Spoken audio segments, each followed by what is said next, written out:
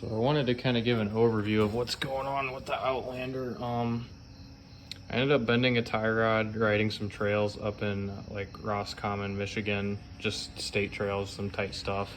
I caught a stump pretty bad, and this tie rod, it's off right now. It'll be in the thumbnail, but ended up bending that really good. My lower control arm bit the dust as well.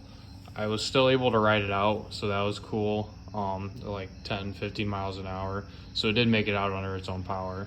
But yeah, my tie rod is toast. Luckily the ends, this machine is a 21. I know some people before complained about the 10mm ends. This has the 12mm ends, and I think these ends are a lot sturdier because both the inner and outer on this side, the tie rod was toast. It was really bent, but these ends are still nice and stiff, and the bike has 450 miles of use on it. So I guess I was pretty happy about that, to see that these ends have some good integrity to them. So I'll be reusing these or keeping them as a spare, one or the other. I ordered a bunch of stuff on Partzilla because I ended up breaking some other stuff as well. Bark buster, my rear rack also caught a tree up there, so I already have another one of those, but so that was cool.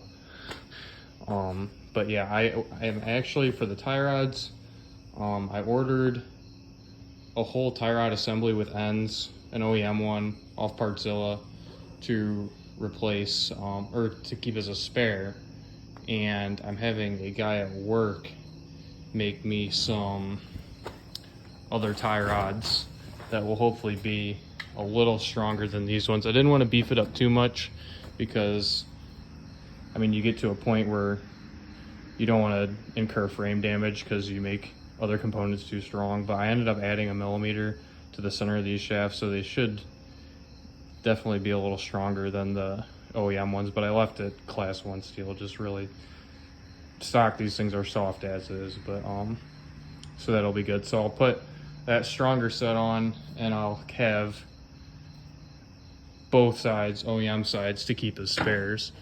So that'll be pretty neat. And also I scored a dual set of Empires for pretty cheap on Facebook tonight, so that was cool. So those will be going on. I ordered a PV3, already looked into tunes and stuff. I might email or Facebook message the Motorsports Addict guys and get a tune for this, because I guess those are, from what I've read, those are about the best you can get for these things, so that'll be pretty sweet. And I think that was it for now. Yeah, just the PV3, the Empires, and the tie rods. Oh, and the lower control arm. I didn't end up going with the Super ATV forward control arms. Those are the only control arms I was looking at buying instead of the OEM ones. But on this, I kind of learned something. I don't know if it's just the XTP models that have these front sway bars, but I am like 99% sure the Super ATV control arms do not have mounts for the sway bars in these, so I would basically just have to delete the front sway bar, and I'm not ready to do that yet because I still trail this bike a lot, and I kind of like how it handles in the front. Even though it's a big heavy quad, it handles pretty well, so I wasn't ready to ruin that. But yeah, other than that, that's what we got. We'll have a pretty good set of videos coming up with the exhaust install and the tune, so that'll be cool. Later.